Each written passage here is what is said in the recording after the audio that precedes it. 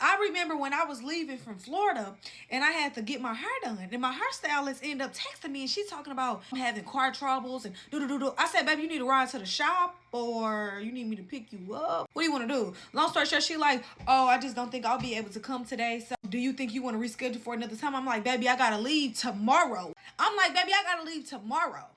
Do you want to reschedule? No, I don't want to reschedule. I have to leave tomorrow. Go ahead, send me my money back. Send me my money back. Send me my money back. Send me my money back. Of course she sent me my money back. A long story short, now I have a trip tomorrow. What am I going to do with my hair? And I'm going to Florida. You think I'm going to be wearing my real hair in Florida? No, I'm not dealing with that. I'm getting some braids. I'm like, oh my God, who am I going to call? What am I going to do? This is the day before I have to leave. I have a flight at 5 a.m., either 5 or 6. But long story short, the people I was going with, we had to be there. And we had to leave out the house by 4 something. 5 at the latest. It's like 2 o'clock in the day, but I just know I got to be gone by this time, y'all. My auntie ends up coming in clutch. She like, all right, bet I'm going to braid your hair, but she's not a braider. And she didn't want me to help her because when I be braiding down, sometimes it be bubbles in my braid. I can't. She like, I don't want you to help me because you're going to mess up the quality of my braids teeth. Now we get to the point to where she's braiding. Y'all, she doesn't finish my hair until like 2, 3 o'clock in the morning. And here's the kicker.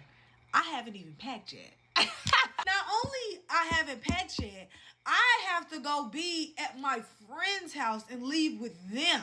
We finished at like 3 o'clock in the morning. Then I ended up rushing and speeding down to my house because we had 2 different houses. I had to go speed to my house, hurry up and pack me a last minute bag, then go speed to Khaleesi's house. And then we went to the airport.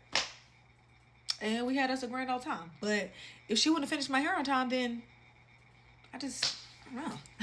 Okay, y'all, so do y'all feel like I was wrong? Because my friend just tried to go off on me. I really don't feel like I'm wrong.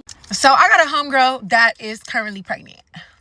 She asked the group chat opinion. Mind you, it's me, her, and my other homegirl. My other homegirl is pro-choice, and she said that she's down for whatever. Mind you, I'm pro-choice too, but I'm still going to and let you know what it is beforehand, before you really make your decision. And then whatever decision you make, I'm pro that decision. And I basically just tell her, I don't support nobody that brings a baby into this world that is not financially stable. No shade. If it was me, I would want somebody to tell me the exact same thing. And she was just like, you can't be pro-choice talking like that. That's very negative. This, that, and the third. I have a village, yada, yada, yada. Your baby is not nobody else's responsibility. Yes, you have a village. Yes, I'm a part of that village. But that is not my child at the end of the day. You need to be good for your child. Yes, you have support. Yes, you have help. But that is nobody else's baby. Bringing a child into this world with that being the thought process in general, no. Then to add on to the village comment that she made, she was like, and my mom is always going to help me. My mom this, my mom that. Like, why would you want to add years to your mom? Stressing your mom out. Our parents are getting older. Yes, parents are going to love on their grandkids. Yes, parents are going to help and take care of their grandkids. But at the end of the day, that's their grandkids, not their kids. They already had kids. You're already out the house. Why would you make them start their process over again? Because you decided to have a baby and you're not financially set up regardless. So now I'm a hater. I'm this, that, and the third. She don't want to talk to me no more. XYZ. My other homegirl texts me outside of the group chat and she's like, hey, Ju, like, I don't feel like that was nice. You should have said it a different way. XYZ. And I was a little bit harsh, but I feel like that's my friend. That's how I have to talk to you. Sugarcoating is not going to get me anywhere with you. I have to be real with you. I have to be realistic with you because you are that friend that if I give you a little bit of leeway, you're going to use it. Before y'all come for me, yes, I did tell her, I'm going to support whatever you do. I'm going to be there. I'll take a day out the week with the baby. Like, I'm going to show up. But I don't agree. Then she tried to crack a joke like, oh, okay, well, if I have my baby, I'm for sure going to let them know when they're of age to comprehend that you didn't want them here. You never have to tell your baby that. I was going to tell you. TT ain't want you, but TT love you. TT love TT baby. You don't got to tell my niece or nephew that. I got it. And I swear I'm not negative, y'all. Like, I'm Catholic, so y'all know how Catholics are when it comes to, like, abortions and things of that sort. Like, I don't necessarily agree. I don't feel like abortions are good, but I don't feel like you should bring a child into this world if you're not set up. Like, do y'all feel like I'm wrong? I don't think I'm wrong. So I'm going to give you guys a story time and I'm name dropping. So right before I left for college, I started talking to this boy. This was over the summer. We were getting really close and we were hanging out like every single day. We were going movies, bowling, Braves games, like all over Atlanta. Eventually, he introduced me to one of his friends. And his friend also just started talking to this girl. So basically, we would always go on double dates, but the girl was a little bit younger, so she would always bring her friend to tag along. Because I think her parents were strict and it was like an easy get out. She's gorgeous, by the way. I'm not a hater. But as the summer was coming to an end, he got to acting really funny, mean, and distant. And it just started to give there's somebody else.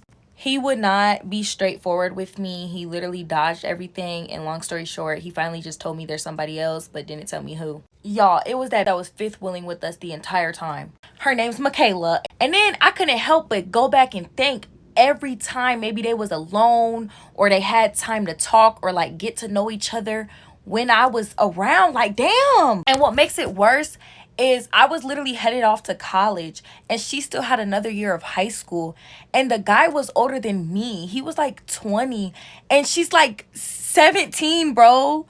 What is the lie that you told as a kid that was so bad that you thought your childhood was over? Oh my God, I thought I'd never speak of or relive this lie again, but y'all, I gotta tell y'all what happened. So I was in like the first grade and I'm sitting in class and I'm sitting there sucking on my arm. Look, I don't know.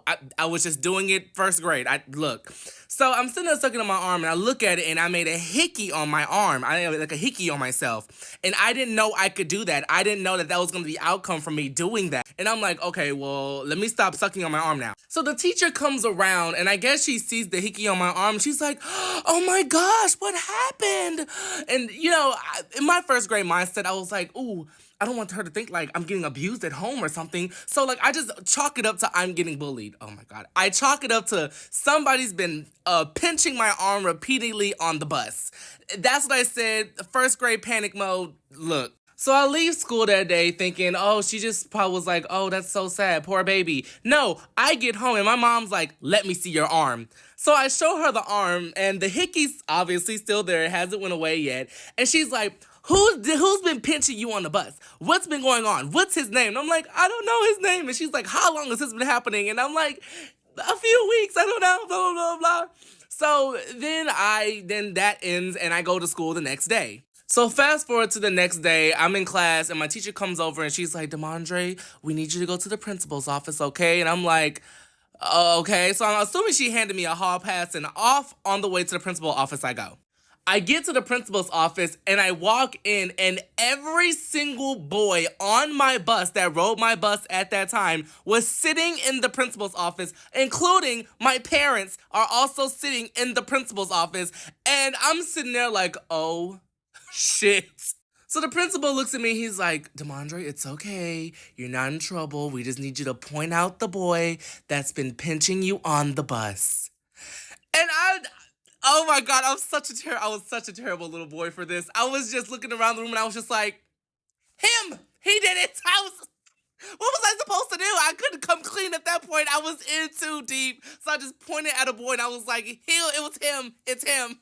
Oh my God, y'all, I felt so bad though, because as my parents were walking me back to class, I look in the cafeteria and there's the boy that I falsely accused of pinching me on the bus with the guidance counselor.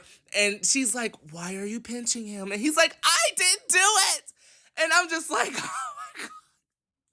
oh my God, it blew up so big. It blew up so much from just that me noticing this little hickey on my arm to the entire school is involved in this thing now. So later that day, I'm home. I'm just chilling, whatever, not even thinking about it no more. Hoping he's great, I guess. And my mom comes around the corner with a belt.